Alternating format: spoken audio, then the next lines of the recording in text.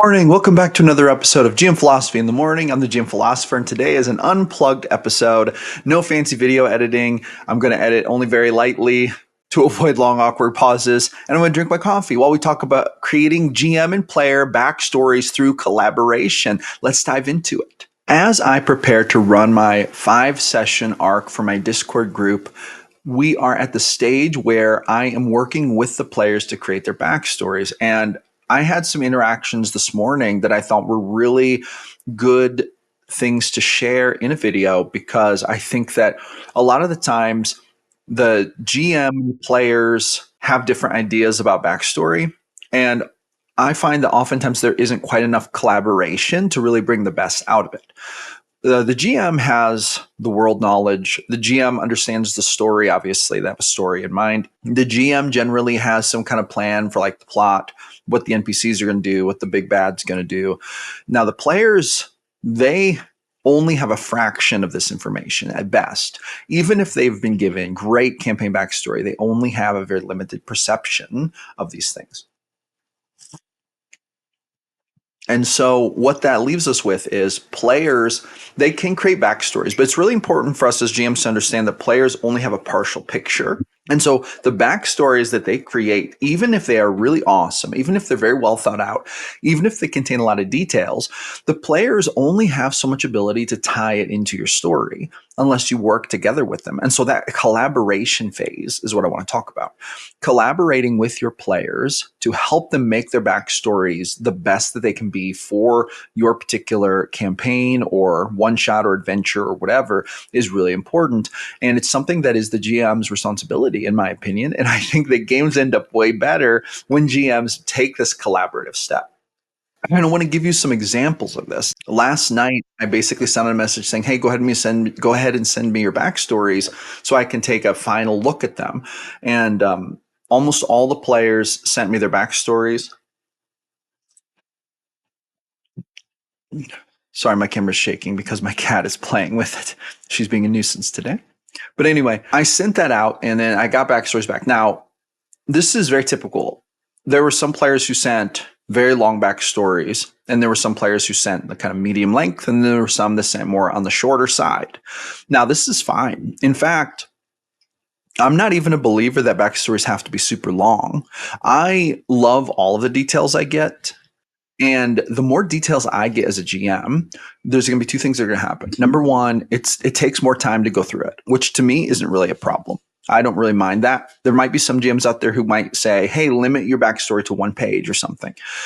For me, I guess if your backstory is more than like 5 pages, I might start to be like, "Oh, this is actually a pretty serious time commitment." However, sorry, I had to take a small break. My cat was messing with my stuff. This is Peanut. This is her YouTube debut. Say hi, Peanut. This is my sweetest little baby, Peanut, and I love her. She's my animal companion for life. Yep. She's very grumpy right now because I will not pay attention to her because I'm filming video. All right. Much to her displeasure, Peanut was removed from the office, and now I'm going to continue the video. Anyway, so I'm not a stickler for any particular length of backstory, but here's what I'm looking for when I do look at character backstories. What I'm looking for are places where I can tie them into the storyline in a personal way. And you really only need 1 or maybe 2 dimensions of tie-in. Okay, and here's what I mean by that. So what you're looking for in the character backstory is sort of a point of conflict or a point of being or a point of just personality or culture or even a point of conflict on their journey where it will come into contact with a conflict point from your storyline. Whenever you have a character who's going into a story or going into a situation, right, there's going to be a point of friction at some point.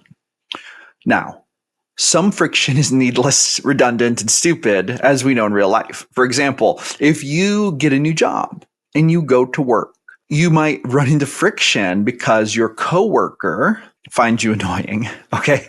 Now, you might run into this, and the reason they find you annoying is because they're jaded and bitter. they're jaded and bitter, and you are trying to be a nice person. So you smile and you talk nicely. And to them, this makes them feel better than you. Okay. This is just an example. So there's this point of friction. And when you go into the new job, everything's going fine. And then boom, you hit that friction, and that causes conflict, that causes drama. How that drama unfolds is up to everyone involved. But the point being is that there is a point where drama is reached. Now, there are two different types of drama. There is useless, stupid drama, or there's drama that is leading you somewhere. Okay. Now, in life, this is true. Let's say, for example, that you're going into this new job with the goal and plan to become the CEO of the company. When you run into this drama, you might think to yourself, this is, kind of a hard situation, but I'm going to deal with it and I'm going to get past it knowing that I have a goal and I want to achieve it. But let's say that you go into this job by contrast and you say, I want to come into this job. I want to do the job. Let's say that this job isn't a huge adventure per se for you. It's just like a thing. It's just a thing in life. And then you have the conflict. You're like, it would just be so much better without this conflict, right?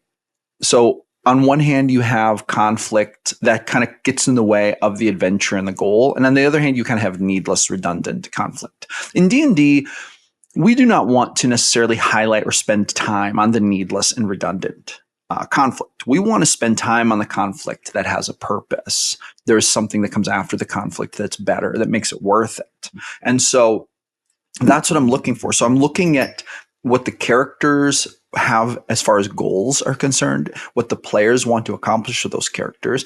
And so I want to look at their backstory. I want to find potential points of conflict where the storyline and then the character backstory and the character, really just who the characters are, might intersect at a conflict or drama point. And then I want to weed out all the needless ones. And I want to think about, okay, what conflicts could be meaningful, right? Now, this isn't to say that there will never be needless drama in a D&D game. There might be a tavern brawl. There might be a racist goblin who just tries to shoot you with his crossbow. Like, there could be all kinds of ridiculous things that happen as just part of the gameplay. But I'm talking about storyline and then incorporating character backstory into it in a meaningful way. So we want to make sure that for every character, there are at least one or possibly two foreseeable points of conflict or drama. And we want to cooperate when we identify those things.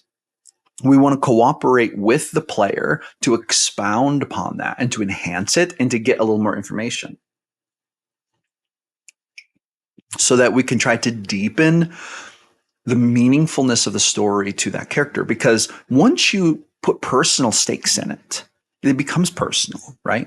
So, for example, let's say that one character is striving to win back their honor in their family. They have made mistakes in the past, so they have no honor. Maybe their family shunned them, and they're trying to earn back the honor of their family. And maybe in order to do that, they need to defeat a great, powerful enemy. Maybe they're a warrior. Okay, so you put them in a campaign setting. If you never ask about any of that, and they write their backstory and they say, I'm looking to restore the honor I lost by defeating a great foe in battle.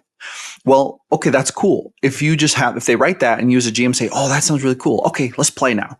And then that just sits there. It's completely up to the player to make the connection between what would be a great point of conflict for them in their character's arc and in your storyline where they might intersect. Because if you have a big bad who's a great warrior, there's obviously a point of conflict with great purpose beyond it.